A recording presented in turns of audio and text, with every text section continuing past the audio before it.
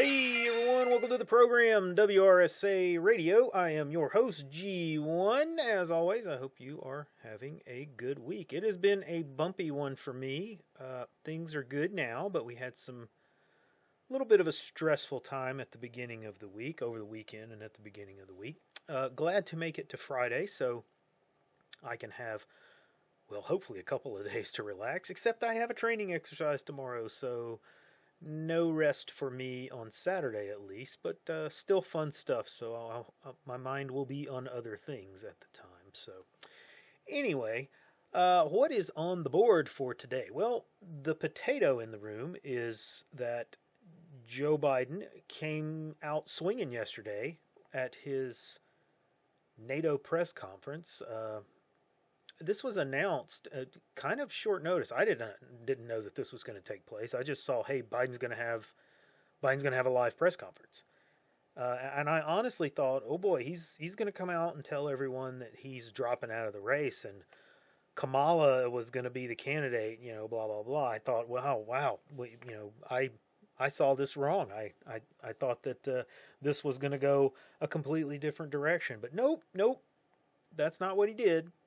He is pressing on and he is staying in. He is full on committed to this thing. Now, this is validation of what I've been saying, that I 100% believe that he will be the candidate, and that the party, well, behind the scenes anyway, are already coming to the understanding that they will be they'll be the outsiders over the next 4 years. And that's okay for them. See, they're comfortable getting their agenda across even in that position, as they have repeatedly done over the years. Many Republican administrations. Republicans have held both the House and the presidency. The Dems don't care about that. They've been able to work within that environment. They don't consider that to be a major hurdle or an obstacle. It just means that they need to change their tactics or shift their focus on what they're going to push for their overall agenda. They're content to just keep doing what they do, at least behind the scenes in the greater uniparty establishment. Those on the outside, however, on the fringe of the party, well, they are not so content. In fact, they are likely going into full meltdown, and as we have been discussing, are likely going to take their argument to the streets, which is more reason to be preparing and more reasons to be paying as much attention to your local situation as possible. I will recommend to you to follow the YouTube channel S2 Underground and Forward Observer. And if you have Telegram, both of them are on Telegram as well. You should follow them over there. They both have a regular cadence of publishing intelligence updates with an eye towards the relevant situations that we should all be aware of and we should all be following. It's really good stuff. I've talked about them before. I've recommended them before. So if you're not following them, if you're new to the channel, you're not aware of what we're talking about, go look them up. S2 Underground and Forward Observer. Both great guys. Great material that they put out there. Can't talk well enough about them. So in that same vein, we are going to continue our talks on the channel here about security for preparedness this week, and we're going to talk about medical security, one more of the areas that I laid out in previous episodes. Now, I mentioned bumps in the road for me this week, for me and my family, and it's all concerning medical situations with a few people and things that they've been dealing with for some time, but it really brought to light the medical category and how life can be very different with some critical impacting changes that come about unexpectedly. Something like, for example, the hurricane that swept through Texas this week, Hurricane Beryl.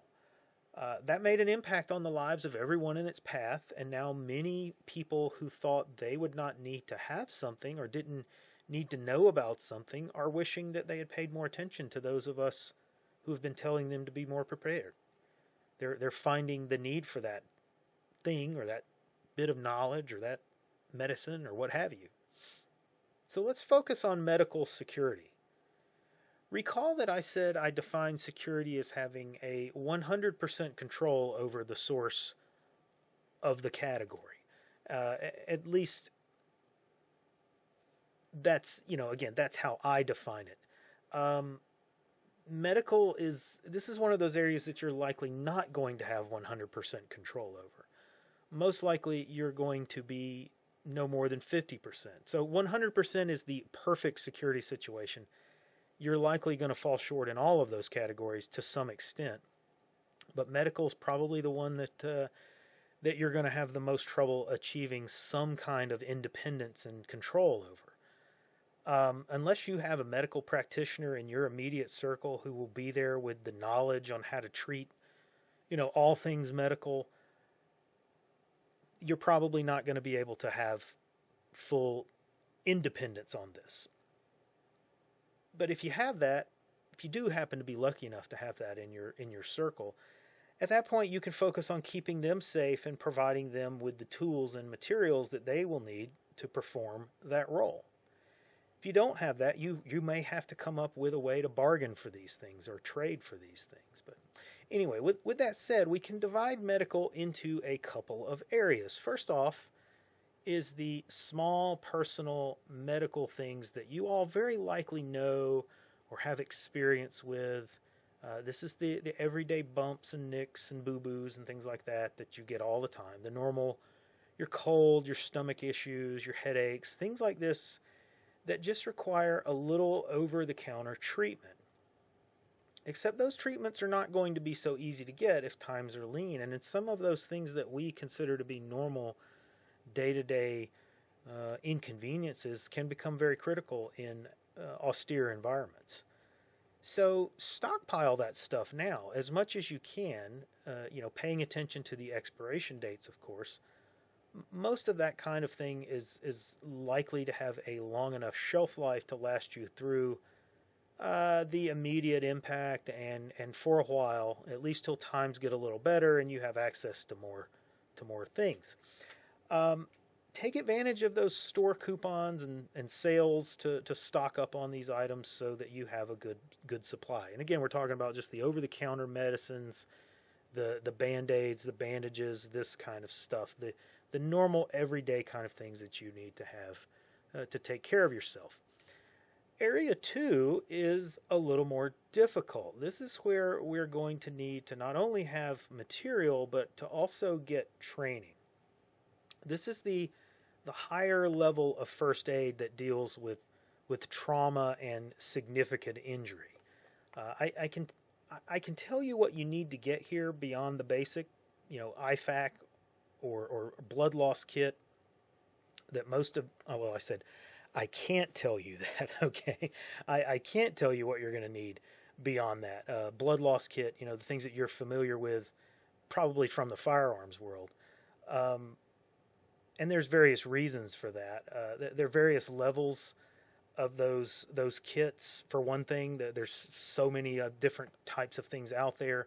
I would say that just make sure that yours has a tourniquet and make sure it's one of the good ones that actually works. I prefer the cat tourniquet myself, but there are a few others that are out there that do a really good job. And I can't tell you what you're going to need beyond that because I don't know the situation that you're going to be in, and I don't know the level of training that you're going to get.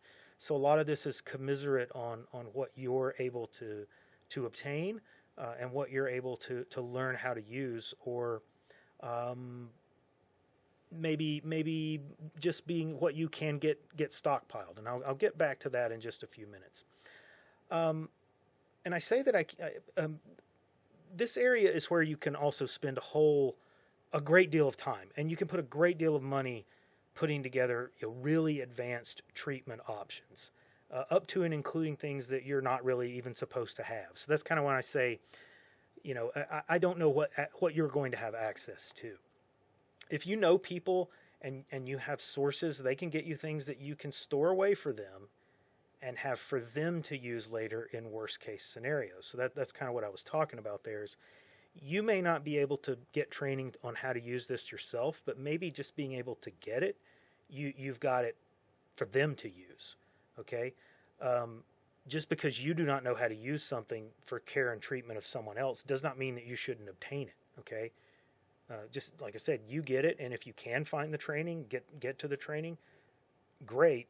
If you can't, you've at least got it put away for somebody who does know what they're doing, and maybe they just don't have access to the materials like you were able to obtain. So this is a little bit more of a difficult area, but let's get to the training here for a second. With the training, I recommend that you seek out and find someone local to you that is affiliated with and teaching the official wilderness first aid and wilderness first responder courses. And that's kind of your first level of things. I would take this first. The Red Cross training is not bad. It's not set up, though, the way wilderness first aid or wilderness first responder is. I've taken this training it's been many years, but it's excellent.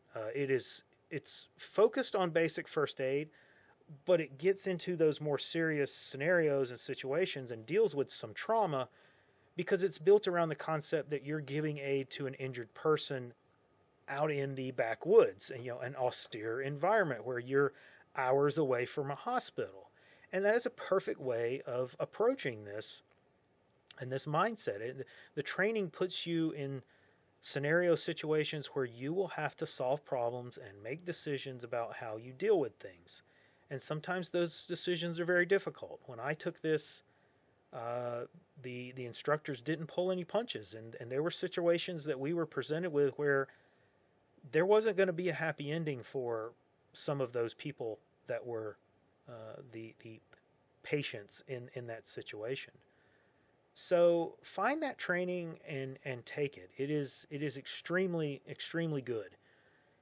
In addition to that, I would recommend finding at least one course that is more kinetically focused, firearms focused. There are a number of people out there and groups out there teaching this.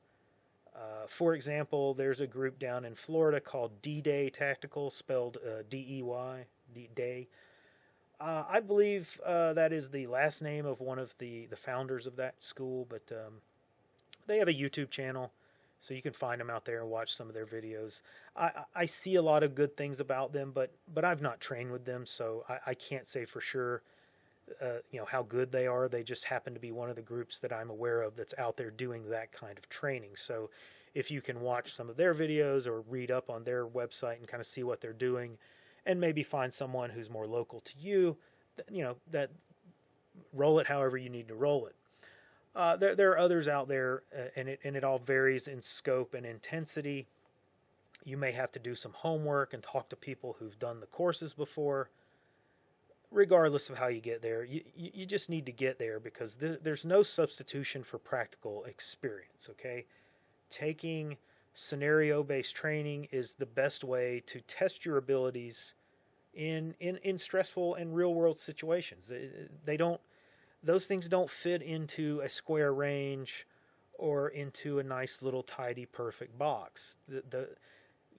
Presenting yourself with the difficult decision making and difficult situations is just the best way to get through these things and learn these things and see how you're going to react and how you deal with them. Now, in terms of reading material, there's reading material that you should have for kind of this level or this area of medical. I recommend medical reference books, the things that might be out there for paramedics to test for, some of these test aids and help books for medical, nursing, EMT, that kind of thing. Drug reference books, so you can learn what the drugs look like, what they're, pills, what they're described as, and what they're used for. It gives you the names, it gives you information all about these things. And those are published on a pretty regular basis. I think every year they come out with a new one.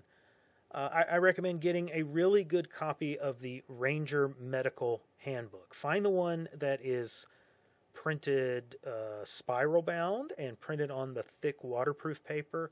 I think that's the best version. I've got that version, and I have another version that's just kind of a hardbound and on a just normal paper. It is a waterproof paper, but it's not as good as the spiral bound one. I like that one the best.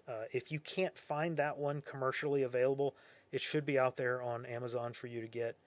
But if you can't find those books commercially available, you can get them for free, PDF online, where you get other military training manuals. It's out there, and you can print it off yourself on waterproof paper. It's a little bit more labor intensive, but it is worth it to have that material readily available for reference. And that brings us to the last area of medical, which I have to be a little more careful with this, because this is where we talk about meds. I have to be careful because I'm not a licensed professional or anything like that. I can't tell you what you should do or recommend anything to do with medicines, okay, without running afoul of some law or statute or whatever. So I'm not going to do that, okay? I'm going to tell you what I might do or I might have done, and you can work it out there, from there on your own. So for me, I may have managed to build up a small supply of my maintenance medication, the things that I take every day, so that I have those on hand. And those might last me for some time, and I'm confident that if things change the way we think they will be changing, that my lifestyle will alter, and therefore my need for those meds will probably decline. It'll probably completely go away, because this is the burden of modern living. This is the things that I deal with, are the things that are done to you because of the foods that we eat and the lifestyles that we lead.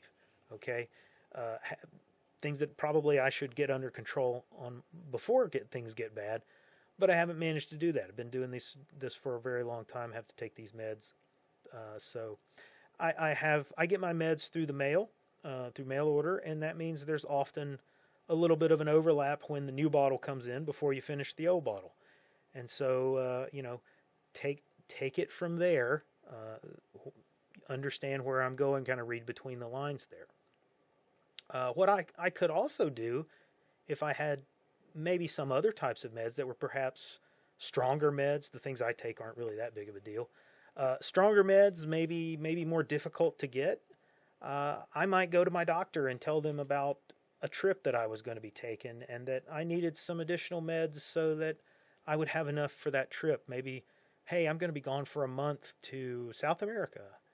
And then, when the trip happens to get canceled later on, I could just stash those meds away for my use later on.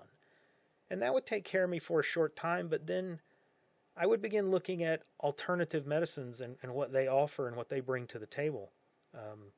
And understand those are probably not your best routes to take in the grid up world, or the world that we're living in today. Maybe they are, but in a different situation, that might be the only thing that you can turn to. Natural means of dealing with these problems. When your diet or your stress level, your lifestyle changes because of that involving emergency situation, you can expect the needs for some of those meds might diminish, and that you could transition to more natural methods and substances that will let you at least maintain a relative measure of health, Now, what I might do if I had more serious conditions is to locate a medical professional that would be in my circle. Bring them more closely into your acquaintance and kind of into the group that you're in, or your circle, so that you have access to their ability, and perhaps they have the ability to build up a supply of meds themselves that you could trade with them for, when times get tough. There's lots of options there, lots of things that you can do. Maybe, veterinary medicine is, there's a lot of crossover with people medicine there as well. So that, make of that what you will. There's a lot of options out there. But the really important thing, the real important takeaway from all of this talk about meds is that now is the time to consider what you're going to do about these things, because this is something that will likely dictate your decision making in the future if you've not prepared for it and have not given it any thought. This may drive what you have to do and what your thinking has to be. Hey, I can't do this thing because, geez, I won't have any meds. How am I going to make it? So think about it now while you have the time. while you can secure options and secure ability there. Now, that is all I have time for this week, folks. Like and subscribe. Come see us over on Gab, Nice Crew, and the Dry Dock at Cold Fury Blog. And we will see you on the next episode.